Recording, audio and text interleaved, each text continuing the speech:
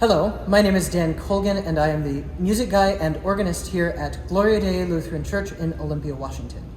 Today, the hymn I would like to look at is the God of Abr'ham Praise, number 831 in our red ELW hymnals. Although we didn't use it this year, this hymn often pops up during Lent. This is a Christological version of a very old Jewish hymn known as the Yigdal. The original text was a faith statement written by Moses Maimonides, who lived from 1135 to 1204. This was a written work in 13 sections.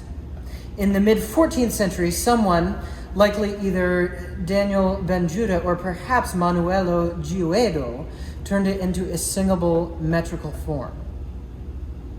In the late 1700s, Thomas Olivers heard it sung in the great synagogue of Duke's Place in London, and he made a Christian paraphrase of it in 12 sections, or verses. We have 1 through 6, 9, and 12 of that printed in our hymnals. Back to its original text's original author.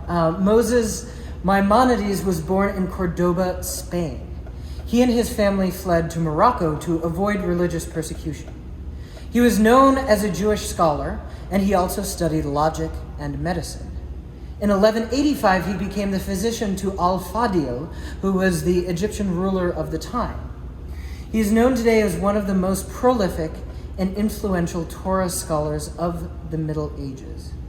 Also acknowledged as among the most important rabbinical legal scholars in Jewish history, Maimonides' work comprises a cornerstone of Jewish scholarship.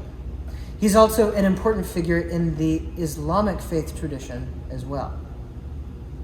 Now, in the Jewish tradition, the Yigdal itself is an important hymn. It's given a place of honor as both the opening hymn of the morning services and sometimes the closing hymn of the evening services. Yigdal itself literally translates to magnify or magnify the living God. The original 13 sections of it were based on the 13 principles of faith, sometimes called the 13 creeds or the 13 articles. Now, the tune which Thomas Olivers heard at that synagogue in London was the Ashkenazic tune. The Jewish faith has a number of different communities, and the Ashkenazi community is one of the largest, tracing their ancestry back to Western Germany and northern France. About 11 million people worldwide are part of this community, half of which are in the U.S.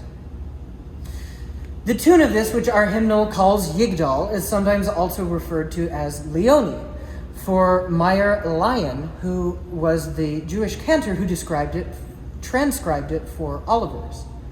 Lion also metricized it, or set it to a bit of a different meter with different timings. Although we can't pin down its origins for sure, we can trace it back to the 17th century.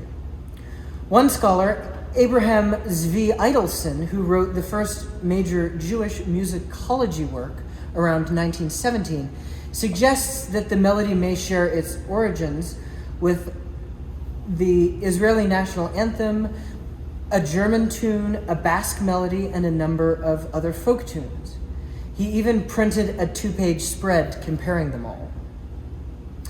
In the introductory essay to the Christian Psalmist, James Montgomery called this hymn, quote, a stately pile of architecture, severe and simple in design, after which deliberate examination becomes more graceful, its dimensions expand, and the mind grows itself in contemplating it. End quote. How wonderful that we can share this bit of ancient song with our Jewish brothers and sisters, even if our version has some added Jesus in it.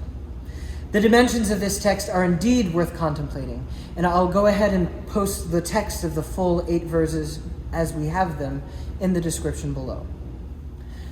I'd like to play you the current Ashkenazic version of this, as it's something probably close to what Olivers heard in that London synagogue, followed by the version in our hymnals, followed by a bit of an improvisation. And the version that I'll start with, it opens with the cantor singing the first few phrases and then the congregation joining after that.